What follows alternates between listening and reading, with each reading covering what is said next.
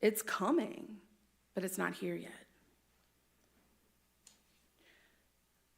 With that eagerly waiting, I'm awful at patience. Has anyone ever heard, you don't pray for patience because God's going to give you a lot of opportunities for patience? Yeah, I'm not that brave at all. So I struggle in the wait because I want God to do it now. I want God to come back now, restore this world, make it right. But there's a piece in there that I also get really excited about.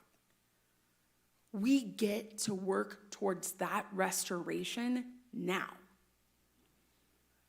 We're not meant to just be sitting here and waiting for God to restore the world. And frankly, that's kind of boring. God wants us to participate. He invites us to participate. There's a lot wrong in our world.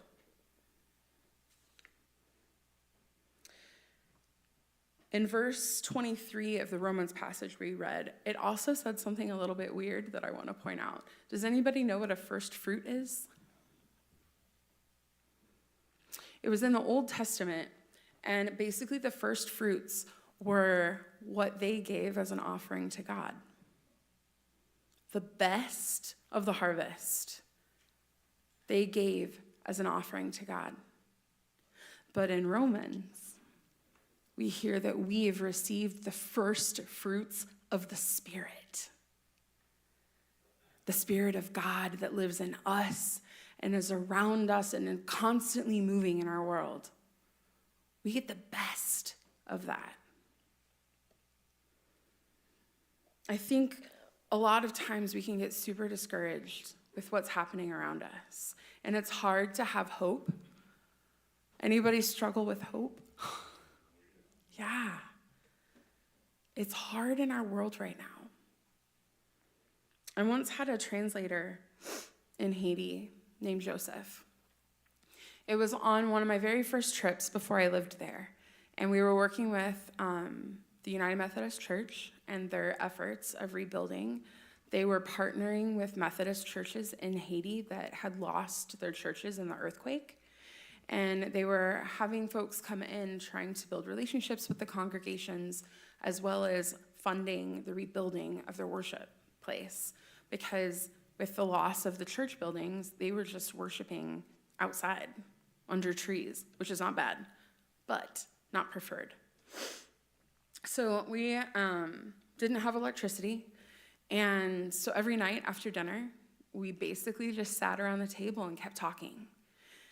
And there were battery-operated lanterns. I think we had like 2 or 3 sitting around this big tent that we were eating in. And there was shadows playing on the walls. So I just want you to, when I tell you what Joseph says, I want you to imagine the darkness of that space and these shadows playing on the walls.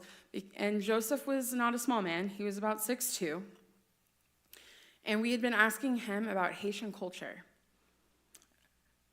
Always be curious.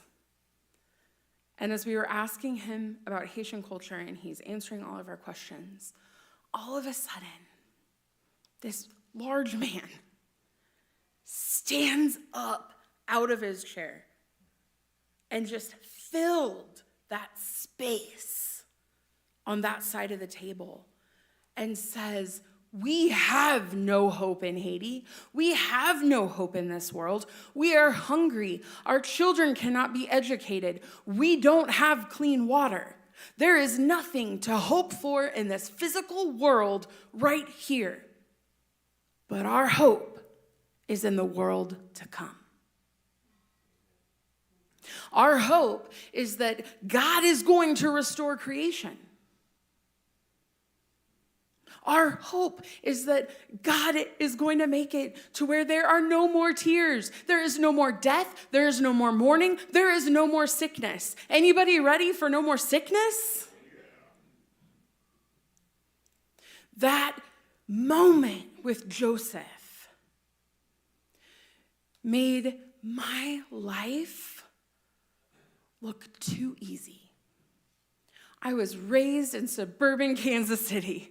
My parents gave me everything I could have ever possibly wanted. I was never hungry. I always had school and everything I needed for school. My parents took care of me. But in that moment, when Joseph, full of the Spirit, shared that Haitians put their hope in the world to come, the restoration of creation, Revelation 21 looked very different to me.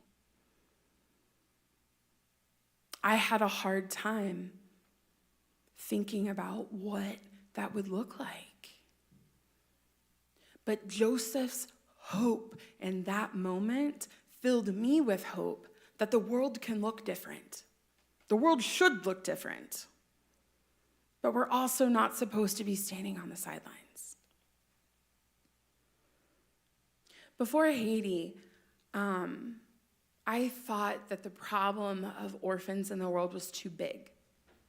I could see no actual solution to come from anything. It's okay to try to get to the core of a problem. Because we can continue doing things on the surface, but that's still just going to be on the surface. If we allow ourselves to look at the root of a problem, solutions might reveal themselves. I had never put the two words orphan prevention together until I lived in Haiti. When I lived there, Haitians had a 70